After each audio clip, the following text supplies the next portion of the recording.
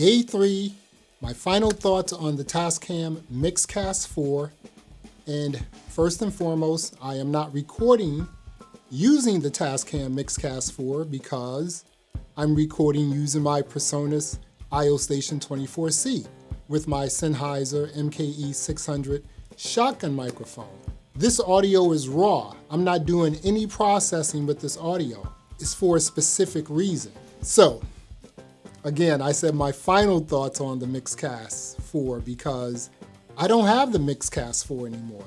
I sent it back. I sent both of them back.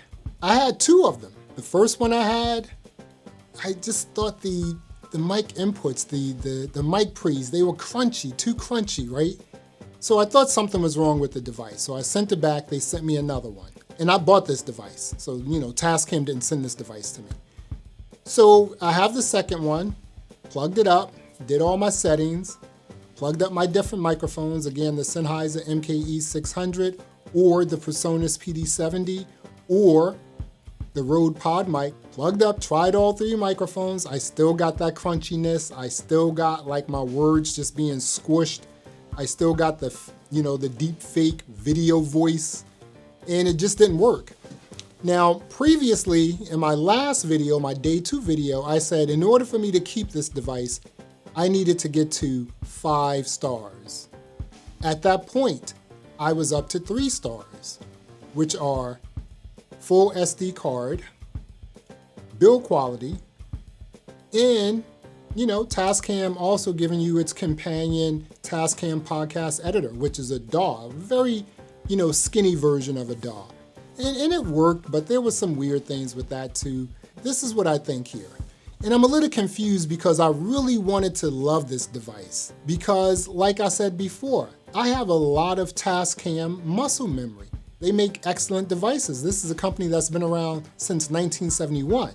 So here I am with the Tascam Mixcast 4, and the mic pre's were screwed up, and the other thing that was screwed up for me was the audio processing. Now, let me just say this. If you're gonna make a device like this, and this is my opinion, if you're gonna make a device like this, the mic pre's and the audio processing has to be on point. You cannot screw that up because that's basically kind of the workhorse of the device. Remember, this is an all-in-one device. You're supposed to plug it up, plug in 4 microphones, bring in someone via USB or Bluetooth, hit record. Once you're done, export your whatever you've done, your recording out, from the SD card and then into whatever sort of program you're using to edit it and push it up to any podcasting host or YouTube or whatever else, right? So that's how the device works, right? And I'm a little excited here because, like I said, I really wanted to love this device, but I can't. And I can't because the mic pre's are not great and the audio processing isn't great. Now, like I said earlier in this video, I'm recording this video with no audio processing using my Sennheiser MKE 600 shotgun microphone. The reason why I'm doing that is to show you that, when you plug in a microphone into an audio interface, raw, no audio processing, this is the way it's supposed to sound. You're not supposed to plug that up, no audio processing, then all of a sudden it's all crunchy, it sounds like a deep fake video. Words are being like squished and mushed down and everything else. And so here I am messing around with the audio processing, dialing everything in. Again, being in the music industry for such a long time, I understand threshold, I understand release, I understand attack, I understand all that stuff, right? But you should be able to plug in your microphone with no audio processing and it should sound pretty good, right? Not with the Tascam Mixcast 4. Any microphone I plugged into that device was crunchy. It squished my T's and my S's and everything else. And then there was a weirdness. It was almost like built-in echo cancellation. I don't get that, right? I didn't select anything, right? So I'm going in, I'm dialing in the processing. It just didn't work for me, right? The purpose of a podcast editing device, like the Rodecaster Pro, like the Tascam Mixcast 4, is to hit record, hit stop, everything should be good. There's absolutely no reason why you need to export what you've done, bring it into another program, and then start adding some like audio processing to it. All the audio processing are already on those devices. Now, I will admit this, right?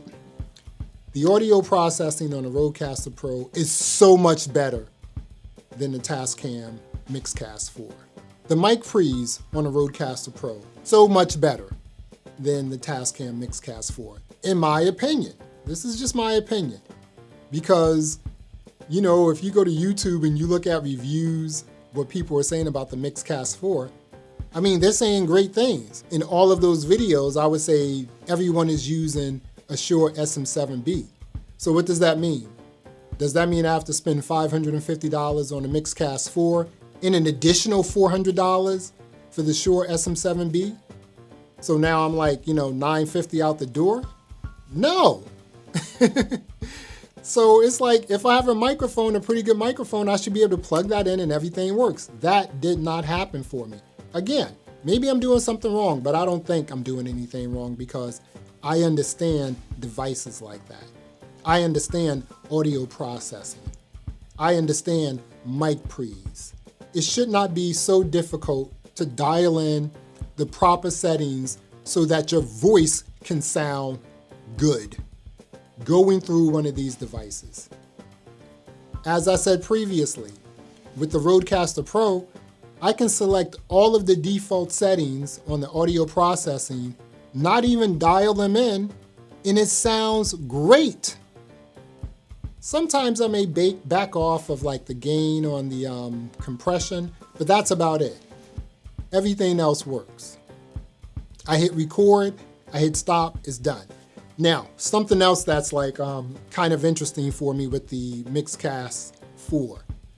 It is so like time consuming to get your audio files off of the SD card onto your computer. If you took out the SD card, threw it into your computer, your laptop, your desktop, whatever, and you tried to download that file, you would get a polywave file. Now, Rode did that in the beginning with the Rodecaster Pro, but immediately a firmware update sort of fixed that. Their companion app is real sweet. They don't have a DAW because they're like, no, we're not in that business. We'll give you a way to download, export your files, and then you can do whatever you want to. You can use whatever DAW you want to. That's cool. Tascam said, hey, I'm gonna make a DAW. I'm gonna give it to you. Here you go.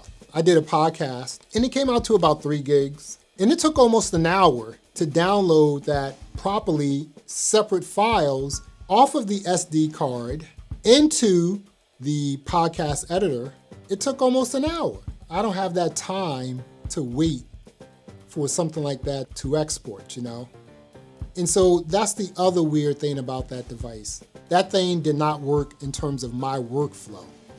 I mean, to have to add an additional 30 minutes to an hour to export your audio files, that's a no-go for me, That's an X for me. That's not a star. That's an X. So I don't know.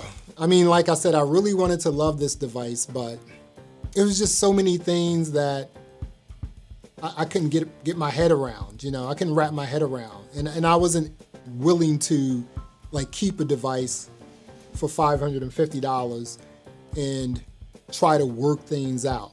I don't have that. I don't have time like that. I have a Rodecaster Pro. I don't have it with me. It's at Rode. They're replacing it or repairing it, and they're going to send it back to me. But I don't have time to wait an hour for a track to export and then, bring the audio into a different DAW with better plugins and try to get rid of all the, just the noise and all the verb and all the noise and everything else. I want to do the least amount of work for a great sounding podcast and then upload it to my podcast host or YouTube, and I'm good to go. So again, this device, the Tascam Mixcast 4, great looking device. And a lot of great reviews, a lot of YouTubers talk about this device, how much they love it. Some have even gotten rid of their Rodecaster Pro and kept the Mixcast 4. That's fine. But for me, I'm keeping my Rodecaster Pro. And like I said, I returned 2 Mixcast 4 because I thought the first one was like damaged. Then when I got the second one, it was the same thing. So yeah. So final thoughts on the Tascam Mixcast 4. It's just not for me. I'm rocking out with my Rodecaster Pro. So there you have it. And don't forget to check out our t-shirts on Amazon, exclusively on Amazon. We have some really great designs. It helps the channel out. And you receive your t-shirt in 2 days. 2 days. Order on Amazon, receive your t-shirts in 2 days, help the channel out, and leave a comment. Until next time, peace.